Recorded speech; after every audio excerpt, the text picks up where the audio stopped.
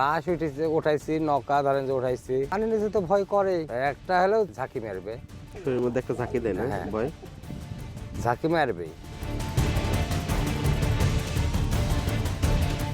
দুমুঠো ভাত পরিবার পরিজনের মুখে তুলে দেওয়ার জন্য যারা জীবনকে বাজি রেখে প্রচণ্ড শীতের মধ্যেও 40 হাত পানির নিচ থেকে মাছ ধরছেন।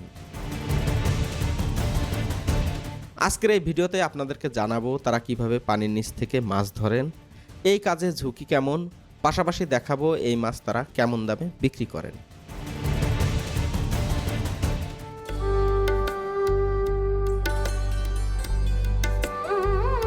প্রচণ্ড শীত পড়েছে আর রাজশাহী মানেই